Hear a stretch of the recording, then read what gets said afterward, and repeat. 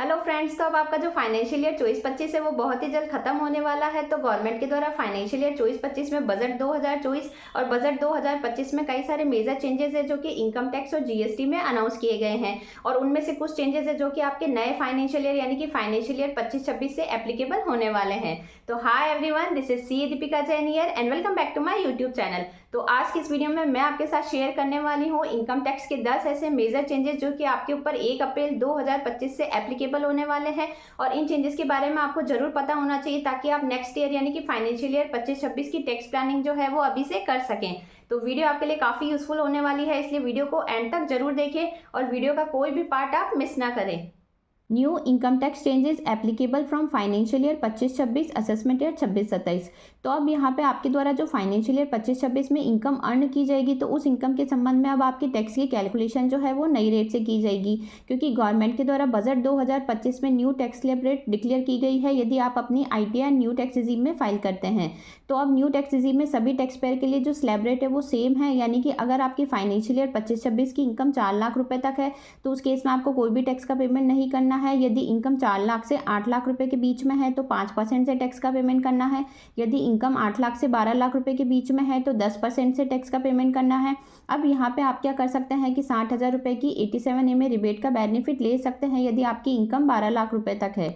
अब यदि आपकी इनकम 12 लाख से 16 लाख रुपए के बीच में है तो 15% से टैक्स का पे करना है। 16 से 20 लाख है तो 20% से, और 20 लाख से 24 लाख के बीच में है तो 25% से। और यदि आपकी फाइनेंशियल ईयर 25-26 की इनकम 24 लाख रुपए से ज़्यादा हो जाती है तो उस केस में आपको 30% से गवर्नमेंट को टैक्स का पेमेंट करना है। साथ ही यदि आप न्यू टैक्स रिजीम में अपनी ITR फाइल करते हैं तो उस केस में एक बेनिफिट आपको ये मिलता है कि आपको मार्जिनल रिलीफ का भी बेनिफिट मिल जाता है, जो कि आपको ओल्ड टैक्स रिजीम में नहीं मिलता है। तो इस केस में यदि आपकी इनकम 12 लाख से थोड़ी सी भी ज़्यादा होती है तो उस केस में आपकी जितनी ज़्यादा इनकम है उतना ही आपको टैक्स पे करना है, ना कि 4 लाख से जितनी आपकी इनकम ज़्यादा है उस पर आपको टैक्स का पेमेंट करना है। तो इस तरीके से फाइनेंशियल ईयर 25-26 की इनकम पे आपके टैक्स की कैलकुलेशन की जाएगी। नेक्स्ट है submit form 15G and form 15H। तो अब जो फॉर्म 15G और फॉर्म 15H होता है वो एक सेल्फ डिक्लेरेशन फॉर्म होता है जिसमें टैक्स पेयर के पास ये ऑप्शन रहता है कि यदि उसको लगता है कि उसकी फाइनेंशियल ईयर 25-26 की जो इनकम है वो बेसिक एग्जम्पशन लिमिट से कम रहनी है और उसकी इनकम पे अगर कोई TDS है जो कि डिडक्ट ना किया जाए तो उस केस में वो क्या कर सकता है कि बैंक में फॉर्म 15G जमा करा सकता है। लेकिन अगर कोई सीनियर सिटीजन है जिसकी एज 60 साल से ज़्यादा है तो उस केस में वो 15H जो है वो बैंक में सबमिट कर सकता है। तो इस तरीके से उसकी इनकम जो है उस पर बैंक के द्वारा कोई भी TDS डिडक्ट नहीं किया जाएगा। तो अब आपके फाइनेंशियल ईयर 25-26 में ये जो बेसिक एग्जम्पशन लिमिट है उसको 3 लाख रुपए से इंक्रीज करके 4 लाख रुपए कर दिया है। तो इस तरीके से यदि आपकी फाइनेंशियल ईयर 25-26 की इनकम 4 लाख रुपए तक है तो उस केस में आप बैंक में जाके फॉर्म 15G और फॉर्म 15H सबमिट कर सकते हैं ताकि आपकी इनकम पे कोई भी TDS डिडक्ट ना किया जाए। नेक्स्ट है न्यू TDS सेक्शन 194T। तो अब बजट 2025 में गवर्नमेंट के द्वारा एक नया सेक्शन इंसर्ट किया गया है, सेक्शन 194T।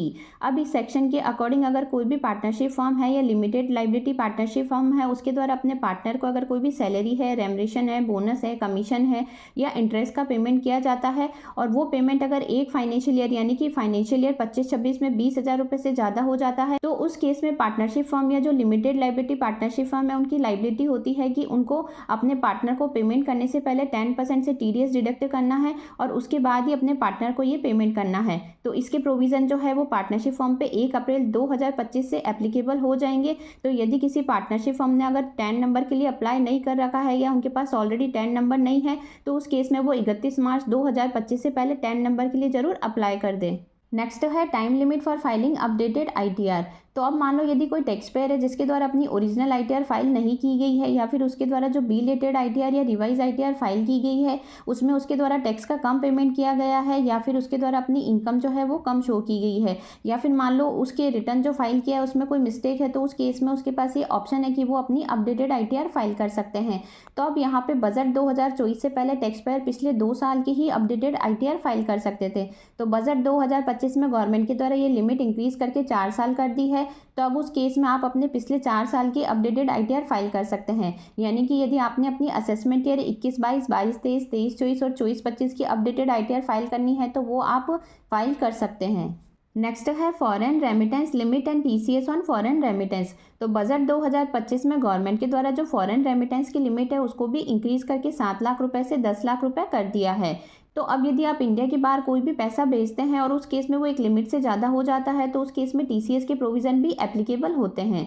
तो उसमें फर्स्ट है TCS on foreign remittance. No TCS on education remittance if funded by loan from specific financial institution. तो अब मान लो यदि आप इंडिया के बाहर कोई भी फॉरेन रेमिटेंस करते हैं किसी एजुकेशन पर्पज से, तो उस केस में पहले जहां आपका 0.5% से टीसीएस डिडक्ट किया जाता था, तो उस सेक्शन को अब यहाँ पे रिमूव कर दिया है। यानी कि अगर एजुकेशन पर्पज़ के लिए अगर आप कोई पैसा भेजते हैं इंडिया के बाहर, तब उस पर कोई भी टीसीएस जो है वो डिडक्ट नहीं किया जाएगा। नेक्स्ट है TCS on overseas tour package. अब यदि आप ओवरसीज टूर पैकेज के लिए अगर कोई फॉरेन रेमिटेंस कर रहे हैं, तो उस केस में यदि आपकी फॉरेन रेमिटेंस की अमाउंट 10 लाख रुपए तक है तो 5% से टीसीएस डिडक्ट किया जाएगा, और फॉरेन रेमिटेंस की अमाउंट अगर 10 लाख रुपए से ज़्यादा हो जाती है तो उस केस में 20% से टीसीएस डिडक्ट किया जाएगा। नेक्स्ट है crypto taxation and virtual digital assets. तो रिसेंटली बजट 2025 में गवर्नमेंट के द्वारा एक नया सेक्शन इंसर्ट किया गया है, सेक्शन 285BAA। अब इस सेक्शन के अकॉर्डिंग अगर कोई भी टैक्स पेयर है जिसके द्वारा क्रिप्टो करेंसी में अगर कोई भी ट्रांजैक्शन किए जाते हैं, तो वहाँ पे जो इंटरमीडिएटरी या एक्सचेंज है उनके लिए मैंडेटरी है कि उनके द्वारा इन ट्रांजैक्शंस की रिपोर्टिंग एसएफटी के फॉर्म में इनकम टैक्स डिपार्टमेंट को की जाए। तो अब यदि 1 अप्रैल 2025 से आपके द्वारा क्रिप्टो में या वर्चुअल डिजिटल एसेट्स में कोई भी ट्रांजैक्शंस किए जाते हैं, तो उसकी रिपोर्टिंग भी अब आपके एआईएस और टीआईएस में की जाएगी। जैसे कि आपके कैश डिपॉजिट की, शेयर मार्केट की, या जो आप म्यूचुअल फंड में ट्रांजैक्शंस करते हैं उसकी रिपोर्टिंग की जाती है। और साथ ही यदि मान लो आप जो वर्चुअल डिजिटल एसेट्स या क्रिप्टो करेंसी से अगर आपको कोई इनकम हो रही है और उस इनकम को अगर आप छुपाते हैं, यानी कि आप अपने आईटीआर में शो नहीं करते हैं, तो उस केस में उसको सेक्शन 158B में अनडिस्क्लोज्ड इनकम माना जाएगा, और उसके अकॉर्डिंग ही फिर उस अनडिस्क्लोज्ड इनकम पे टैक्स जो है उसकी कैलकुलेशन की जाएगी। तो इसलिए यदि आपको भी फाइनेंशियल ईयर 25-26 में क्रिप्टो से या वर्चुअल डिजिटल एसेट से अगर कोई इनकम होती है, तो उस केस में आप अपनी आईटीआर जरूर फाइल करें। नेक्स्ट है टैक्स डिडक्शन फॉर एनपीएस वात्सल्य स्कीम। तो बजट 2025 में फाइनेंस मिनिस्टर के द्वारा एक बेनिफिट ये भी प्रोवाइड किया गया है कि अब यदि आपके द्वारा फाइनेंशियल ईयर 25-26 में एनपीएस वात्सल्य स्कीम में अगर पेरेंट्स या उनके गार्जियन के द्वारा कोई इन्वेस्टमेंट किया जाता है, तो उस केस में वो सेक्शन 80CCD-1B में 50,000 रुपए की डिडक्शन क्लेम कर सकते हैं। नेक्स्ट है carry forward of losses for amalgamated entity. For all merger effected on or after 1 April 2025, the loss can be carry forward only for the residuary period।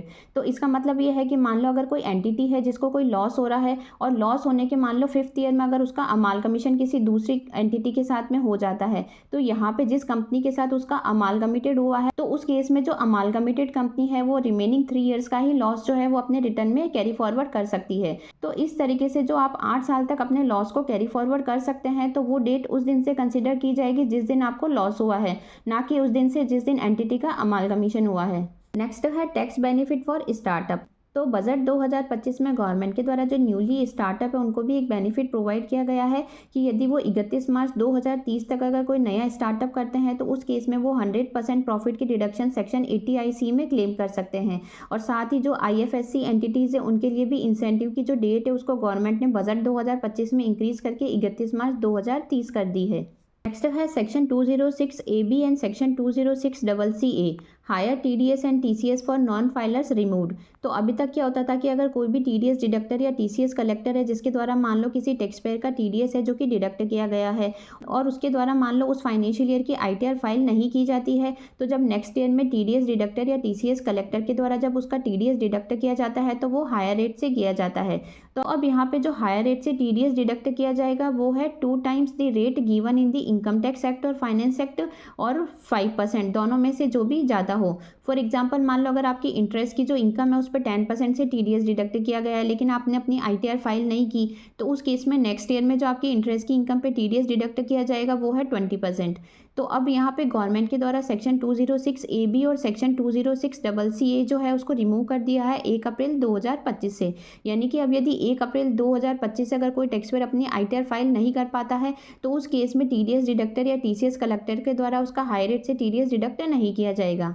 Next है new TDS threshold limit and rate. तो budget 2024 और budget 2025 में government के द्वारा TDS की rate और TDS की जो थ्रेशोल्ड लिमिट है उसमें भी कई सारे चेंजेस है जो कि किए गए हैं, जो कि आपके ऊपर 1 अप्रैल 2025 से एप्लीकेबल होने वाले हैं। तो इसके संबंध में रिसेंटली ही मैंने एक वीडियो अपलोड कर रखी है, तो आप वहाँ जाके डिटेल में इस वीडियो को देख सकते हैं। तो आई होप आज की जो ये वीडियो है वो आपके लिए काफ़ी यूज़फुल रही होगी। और आज होली है तो मेरी तरफ से सभी को wish you a very happy Holi. और वीडियो पसंद आए तो चैनल को लाइक शेयर एंड सब्सक्राइब करना ना भूलें। मिलते हैं ऐसी किसी नेक्स्ट यूज़फुल वीडियो के साथ, तब तक के लिए बाय बाय।